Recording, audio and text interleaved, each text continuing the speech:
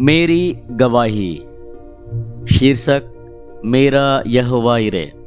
एक गैर मसीही परिवार में मेरा जन्म और पालन पोषण हुआ और मेरे माता पिता ने मुझे धार्मिक परंपराओं के अनुसार धुन में पाला।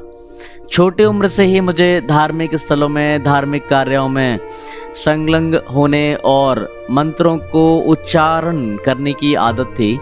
मेरे पिताजी शहर के सबसे अमीर व्यक्ति थे, इसलिए कुछ लोगों ने हमारे परिवार के विरोध में जादू टोना किया, जिसके कारण परिवार में कई समस्याएं खड़ी हो गईं।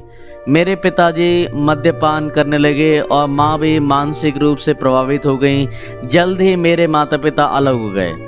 मुझे अपनी माँ के साथ नानी के घर में रहना पड़ा, क्योंकि मैं परिवार का लाडला पुत्र था, इसलिए मैं वहाँ खुश नहीं था। इसलिए मैं गुप्त रूप से धार्मिक स्थानों में जाकर सब प्रकार के धार्मिक कर्मों को करता और परिवार की एकता के लिए जादू टोना को भी सहायता लेने लगा। मेरे मित्र की माँ ने एक जादूगर से मेरा परिचय कराया। उसने मेरे परिवार की परिस्थिति को बदलने का वायदा किया। उसने यह भी कहा कि यदि मैं उसे एक निश्चित रकम दे दूं तो वह मुझे आत्मिक बना देगा। क्योंकि मेरे पास इतनी रकम नहीं थी, इसलिए मैंने कई स्थानों में जाकर छोटे छोटे काम किए और परिवार की जानकारी के बिना कई लोगों से भीख मांगकर पैसे इकट्ठे करके उसे दिए। इस बीच मेरे परिवार के लोगों ने मुझे उच्च शिक्षा देने के लिए विदेश भेजने का प्रबंध किया। जब जादूगर ने सुना तो उसने कहा कि यदि मैं जाऊंगा तो वह हमारे परिवार को एक नहीं कर पाएगा और मुझे स्कूल की वार्षिक बोर्ड परीक्षा में भाग लेने से रोका। जब परिवार के सदस्यों को ये बात पता चली तो उन्होंने मुझे बहुत मारा। मैंने आत्महत्या करने का फैसला कर लिया। जब मैं अपने कमरे में आत्महत्या की तैयारी कर रहा था तो पड़ोस में काम करने वाली नौकरानी ने मुझे देख लिया।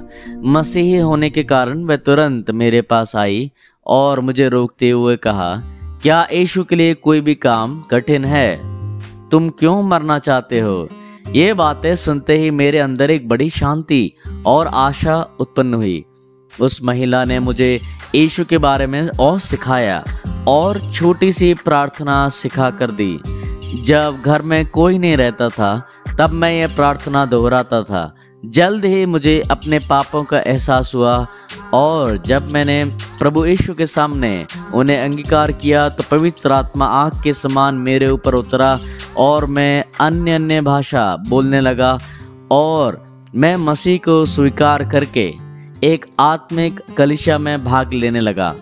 मैंने अपनी माँ की चंगाई के लिए यीशु से प्रार्थना की और प्रभु ने दया करके उन्हें पूर्ण चंगाई और सचेत मन दिया। मेरी स्कूल की पढ़ाई को भी पूरा करने के लिए प्रभु ने अनुग्रह दिया। मुझे अच्छे से पढ़ाने के लिए माँ ने मुझे एक महाविद्यालय में दाखिला करवाया। वहाँ एक मसीही महिला प्राध्यापिका थी। उसका पवित्र जीवन मेरे लिए एक आश्चर्य का विषय था। उसने मुझे बाइबल के अनेक उपदेश समझा कर दिए, लेकिन मैं उन पर विश्वास नहीं कर सका। इसलिए मैंने प्रभु से प्रार्थना की। तब प्रभु ने एक दर्शन के द्वारा उस बहन को कलीसिया की महानता के बारे में प्रकट किया। उस दर्शन में एक बुजुर्ग व्यक्ति जो श्वेत वस्त्र पहने था मेरे पास आया और मुझे बहुत फल दिए और कहा, हे मेरे दास तिमोती, इन्हें खाकर बलवंत हो जा। एक दिन तू मेरे लोगों के लिए फलदायक होगा। उस समय मेरा नाम तिमोथी नहीं था। बाद में मैंने बपतिस्मा के पश्चात ये नाम रखा। उस दिन से मैं उस कलीसिया में जाने लगा। जब परिवार के लोगों को इसकी सूचना मिली तो मुझे बहुत पिटाई पड़ी। मुझे वे विभिन्न रूप से सताने लगे, लेकिन मैं गुप्त रूप से आराधना में जाता था। मेरी माँ को यह भय सताने लगा कि मैं परिवार और जाति को छोड़ दूंगा, इसलिए मेरे विरोध में जादू टोना करने का फैसला लिया गया। जब उन्होंने वे संस्कार किए तो मेरे ऊपर एक अभिषेक उतरा और मैं अन्य भाषा में बोलने लगा। मैंने दुष्ट आत्माओं को पेड़ के ऊपर से उड़ते हुए पक्षियों के झुंड के समान भागते हुए देखा। परिजनों ने सोचा कि मेरा मानसिक संतुलन बिगड़ गया और मुझे मनोरोग चिकित्सक के पास ले जाकर इलाज करवाने लगे। जब कुछ भी सफल नहीं हुआ तो मेरी माँ ने हताश होकर मुझे पढ़ाई के लिए यूरोप भेज दिया ताकि मुझे कलीसिया की संगति से दूर कर दे। यहाँ मुझे एक पेंतिकोस्टल मसीही विद्यार्थी मिला।